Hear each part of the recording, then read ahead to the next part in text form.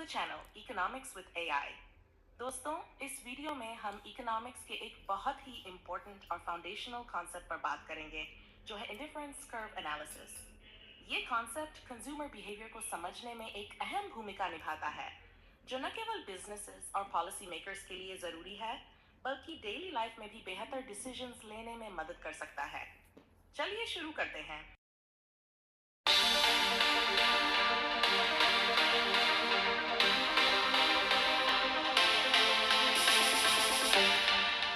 दोस्तों, indifference curve analysis को सबसे पहले फ्रांसिस इसिड्रो एजवर्थ ने 1881 में अपनी किताब मैथमेटिकल साइकिक्स में इंट्रोड्यूस किया था।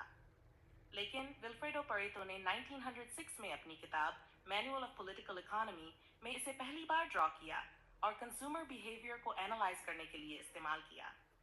1934 में जे.आर. हिक्स और उनके सहयोगी R.G.D. एलन ने अपना paper a reconsideration of the theory of value publish किया। इस पेपर में उन्होंने इंडिफरेंस कर्व एनालिसिस को रिफॉर्मुलेट किया, जिससे ये ज़्यादा रिगरस और एक वाइडर ऑडियंस के लिए एक्सेसिबल हो गया। दोस्तों, इकोनॉमिक्स में यूटिलिटी को एनालाइज करने के दो अप्रोचेस हैं, कार्डिनल यूटिलिटी अप्रोच और ordinal utility approach. Cardinal utility approach utility को कार्डिनल नंबर्स जैसे 1, 2, 3, 4 आदि में मेजर करता है।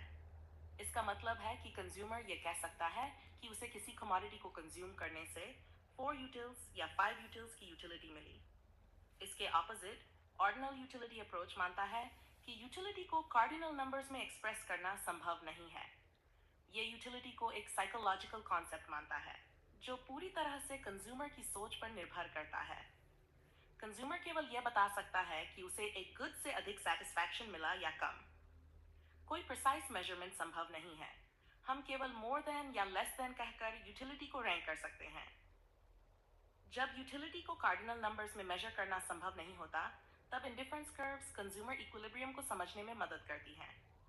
इसलिए इंडिफरेंस कर्व एनालिसिस को स्टडी करने से पहले ऑर्डिनल यूटिलिटी कॉन्सेप्ट को समझना बहुत ज़रूरी है। रियल लाइफ में कंज्यूमर एक समय में 2 या अधिक गुड्स खरीदता है। ऑर्डिनल यूटिलिटी अप्रोच यह मानता है कि कंज्यूमर दो कमोडिटीज के कई कॉम्बिनेशंस कंज्यूम करता है, जो उसे समान सेटिस्फैक्शन देते हैं। एग्जाम्पल, मान लीजिए कंज्यूमर दो गुड्स कंज्यूम करता है, एप्पल्स एंड बनानास। कंज्यूमर ये इंडिकेट कर सकता है वह एप्पल को बनाना से अधिक प्रेफर करता है, या वह बनाना को एप्पल से अधिक प्रेफर करता है, या वह दोनों के बीच इंडिफरेंट है, यानी दोनों उसे समान सेटिस्फैक्शन देते हैं। दोस्तों, कार्डिनल और ऑर्डिनल यूटिलिटी एनालिसिस के मुख्य डिफरेंसेस को आप यहाँ लुक एट टैब पर देख सकते हैं। दोस्तों, अब तक हमने समझा कि इंडिफरेंस कर्व एनालिसिस कंज्यूमर की चॉइसेस और प्रेफरेंसेस को ऑर्डिनल तरीके से एक्सप्रेस करता है। लेकिन इन प्रेफरेंसेस और चॉइसेस को समझने और विजुअलाइज करने का एक तरीका है, जिसे हम स्केल ऑफ प्रेफरेंसेस या इंडिफरेंस शेड्यूल कहते हैं। तो चलिए इसे विस्तार से समझते हैं। दोस्तों, स्केल ऑफ प्रेफरेंसेस या इंडिफरेंस शेड्यूल एक मेंटल कॉन्स्ट्रक्ट है, जो एक टेबल के रूप में दो अलग अलग गुड्स के बहुत सारे कॉम्बिनेशंस और चॉइसेस को दिखाता है, जहां सभी कॉम्बिनेशंस कंज्यूमर को समान सेटिस्फैक्शन देते हैं। चलिए मान चलते हैं कि कंज्यूमर एप्पल्स और बनानास को A, B, C, D और E कॉम्बिनेशंस में कंज्यूम करता है, जहां सभी कॉम्बिनेशंस उसे सेम सेटिस्फैक्शन देते हैं। कॉम्बिनेशन A में 1 एप्पल के साथ वह 15 बनानास कंज्यूम करता है। कॉम्बिनेशन B में 2 एप्पल्स के साथ 10 बनानास कंज्यूम करता है। कॉम्बिनेशन C में 3 एप्पल्स के साथ 6 बनानास। कॉम्बिनेशन D में 4 एप्पल्स के साथ 3 बनानास। और कॉम्बिनेशन E में 5 एप्पल्स के साथ केवल 1 बनाना कंज्यूम करता है। तो दोस्तों, कंज्यूमर के पास 5 चॉइसेस या प्रेफरेंसेस हैं। वह इनमें से किसी भी कॉम्बिनेशन को चुन सकता है और उसे कोई फर्क नहीं पड़ेगा, क्योंकि सभी कॉम्बिनेशन से उसे सेम सेटिस्फैक्शन मिलता है। इसलिए ही तो इसे इंडिफरेंस शेड्यूल कहते हैं, क्योंकि कंज्यूमर को कोई भी कॉम्बिनेशन दो, वह इंडिफरेंट रहता है। दोस्तों, आपने ऑब्जर्व किया होगा कि जब जब कंज्यूमर एक एक्स्ट्रा एप्पल को पाने की इच्छा रखता है, उसे कुछ बनानास को डिक्रीज करना पड़ता है। जिस रेट पर एक एक्स्ट्रा एप्पल को पाने के लिए कंज्यूमर कुछ बनानास को सैक्रिफाइस करता है, उसे मार्जिनल रेट ऑफ सब्स्टिट्यूशन कहा जाता है। लेवल ऑफ सेटिस्फैक्शन को सेम रखने के लिए कंज्यूमर को नेसेसरीली ट्रेड ऑफ करना पड़ता है। अगर वह एक एक्स्ट्रा एप्पल के लिए कुछ बनानास को सैक्रिफाइस नहीं करता, तो सेटिस्फैक्शन इंक्रीज हो सकता है। इस एग्जाम्पल में कंज्यूमर को कॉम्बिनेशन ए से बी को प्रेफर करने के लिए 1 एक्स्ट्रा एप्पल पाने के लिए 5 बनानास का सैक्रिफाइस करना पड़ता है। फिर कॉम्बिनेशन बी से सी में 1 एप्पल के लिए 4 बनाना सैक्रिफाइस होते हैं। फिर कॉम्बिनेशन सी से डी में 3 बनानास का सैक्रिफाइस और कॉम्बिनेशन डी से ई में 2 बनानास का सैक्रिफाइस होता है। इस तरह रेट ऑफ सैक्रिफाइस या MRS of apples for bananas धीरे धीरे कम होता जाता है। इसी को लॉ ऑफ डिमिनिशिंग MRS कहा जाता है। MRS की अधिक जानकारी के लिए आप यहाँ दिए गए लुक एट मी टैब पर देख सकते हैं। दोस्तों, स्केल ऑफ प्रेफरेंसेस या इंडिफरेंस स्केड्यूल को समझने के बाद अब सवाल यह है कि उसे हम ग्राफिकली कैसे रिप्रेजेंट करें। यहीं से इंडिफरेंस कर्व की कॉन्सेप्ट शुरू होती है। कंज्यूमर की स्केल ऑफ प्रेफरेंसेस को ग्राफिकली रिप्रेजेंट करने को ही इंडिफरेंस कर्व कहते हैं। जब हम इंडिफरेंस स्केड्यूल को डायग्राम में बदलते हैं तो हमें इंडिफरेंस कर्व प्राप्त होता है। जैसे इंडिफरेंस शेड्यूल अलग अलग गुड्स के कॉम्बिनेशंस को दिखाता है, वैसे ही इंडिफरेंस कर्व भी इन्हीं कॉम्बिनेशंस को ग्राफिकली दर्शाता है, जहां हर कॉम्बिनेशन कंज्यूमर को समान सेटिस्फैक्शन देता है। चलिए विस्तार से समझते हैं कि इंडिफरेंस कर्व को कैसे ड्रॉ किया जाता है। दोस्तों, हम पिछले इंडिफरेंस शेड्यूल का उपयोग करके इंडिफरेंस कर्व बनाएंगे। इस डायग्राम में एक्स एक्सिस पर हमने एप्पल्स और वाई एक्सिस पर बनानास लिया है। कॉम्बिनेशन ए में 1 एप्पल के साथ वह 15 बनानास कंज्यूम करता है। कॉम्बिनेशन बी में 2 एप्पल्स के साथ 10 बनानास कंज्यूम करता है। कॉम्बिनेशन सी में 3 एप्पल्स के साथ 6 बनानास। कॉम्बिनेशन डी में 4 एप्पल्स के साथ 3 बनानास और कॉम्बिनेशन ई में 5 एप्पल्स के साथ केवल 1 बनाना कंज्यूम करता है। इस प्रकार जब हम इन कॉम्बिनेशंस को प्लॉट और कनेक्ट करते हैं तो हमें इंडिफरेंस कर्व प्राप्त होता है। तो दोस्तों, इंडिफरेंस कर्व अलग अलग पॉइंट्स का लोकस है और सारे पॉइंट दो गुड्स के ऐसे कॉम्बिनेशंस को दर्शाता है जो कंज्यूमर को समान सेटिस्फैक्शन प्रदान करते हैं। इंडिफरेंस कर्व पर हर कॉम्बिनेशन कंज्यूमर को समान सेटिस्फैक्शन देता है, भले ही दो गुड्स की क्वांटिटीज कॉम्बिनेशंस के अनुसार बदलती रहें। दोस्तों, इंडिफरेंस कर्व की कॉन्सेप्ट को समझने के बाद ये समझना महत्वपूर्ण है कि इसका एप्लीकेशन कुछ इंपॉर्टेंट असम्पशंस पर बेस्ड है। ये असम्पशंस ही कंज्यूमर्स की प्रेफरेंसेस और बिहेवियर को सिस्टमैटिक और लॉजिकल तरीके से एनालाइज करने में हेल्प करती हैं, जिससे उनकी डिसीजन मेकिंग को डीपली समझा जा सके। Utility is ordinal.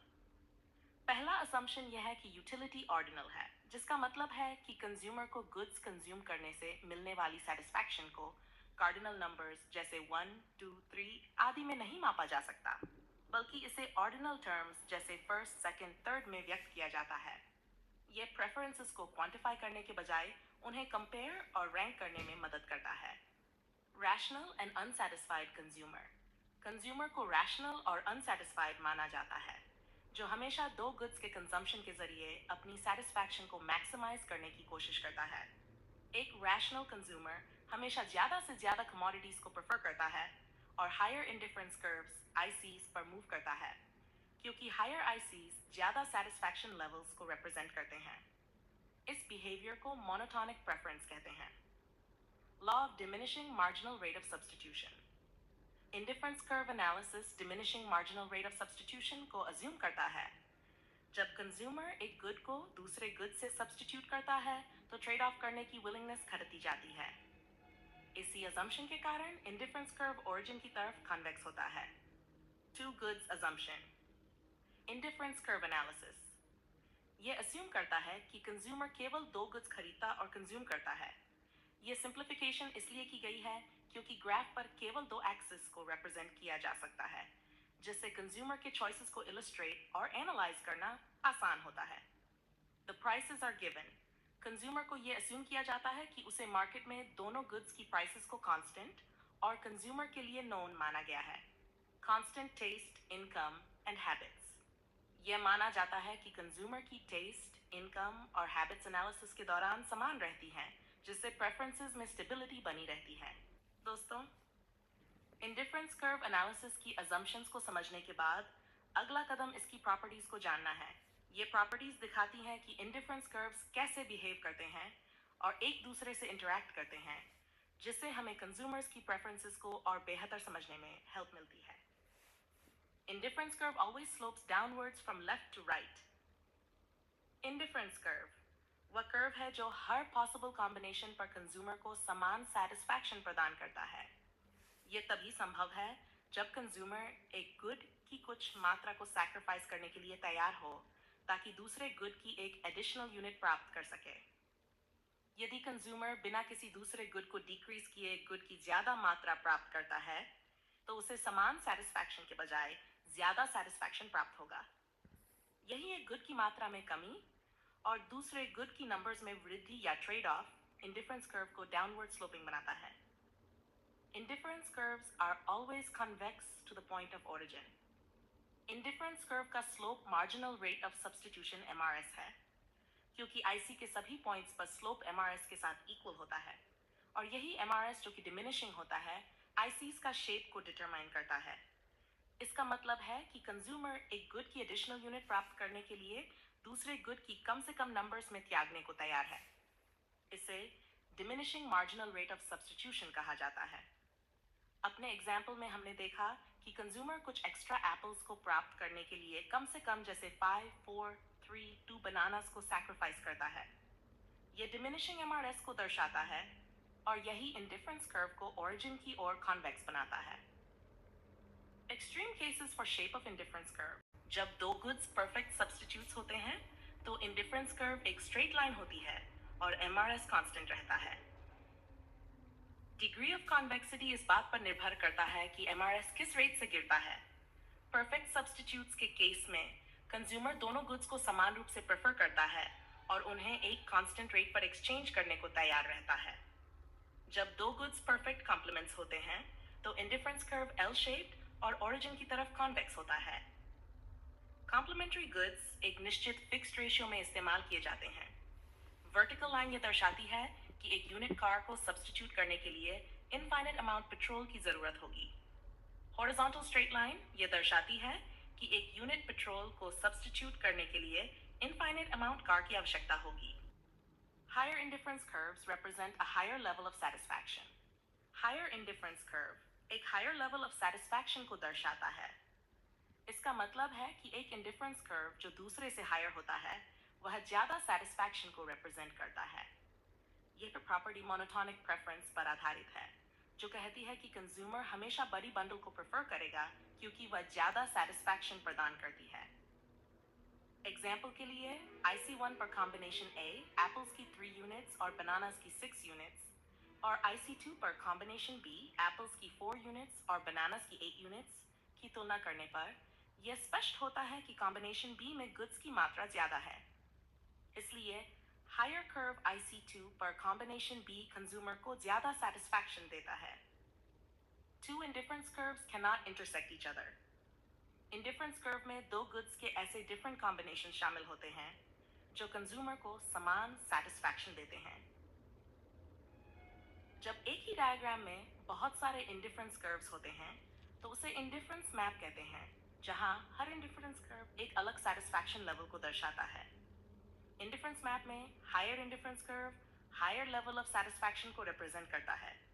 यदि दो इंडिफरेंस कर्व्स इंटरसेक्ट करते हैं तो इसका मतलब होगा कि दोनों कर्व्स के ऊपर कोई भी पॉइंट समान सेटिस्फैक्शन प्रदान कर रहा है, ये जो इंडिफरेंस मैप के कॉन्सेप्ट को कॉन्ट्रडिक्ट करता है। इसलिए दो इंडिफरेंस कर्व्स कभी इंटरसेक्ट नहीं कर सकते। एग्जाम्पल, यदि IC1 और IC2 इंटरसेक्ट करते हैं और पॉइंट C दोनों पर समान सेटिस्फैक्शन देता है, लाइकवाइज पॉइंट्स M और N में भी C के समान सेटिस्फैक्शन मिलना चाहिए। अगर ऐसा हुआ तो ये इंडिफरेंस मैप के कॉन्सेप्ट को कॉन्ट्रडिक्ट करता है, जो कि नहीं हो सकता। An indifference curve never touches either of the axes. Indifference curve इस assumption पर आधारित है कि कंज्यूमर दो गुड्स के डिफरेंट कॉम्बिनेशंस को कंज्यूम करता है और दोनों गुड्स को पाना चाहता है। यदि इंडिफरेंस कर्व किसी भी एक्सिस को टच करता है तो इसका मतलब होगा कि कंज्यूमर केवल एक गुड ही कंज्यूम कर रहा है, जो इस assumption का वायलेट करता है। इसलिए इंडिफरेंस कर्व कभी भी एक्स एक्सिस या वाई एक्सिस को टच नहीं करता। प्यारे दोस्तों, वीडियो देखने के लिए थैंक यू। और भी इंटरेस्टिंग और इंफॉर्मेटिव वीडियोस के लिए इकोनॉमिक्स विद AI को लाइक, शेयर और सब्सक्राइब जरूर करें।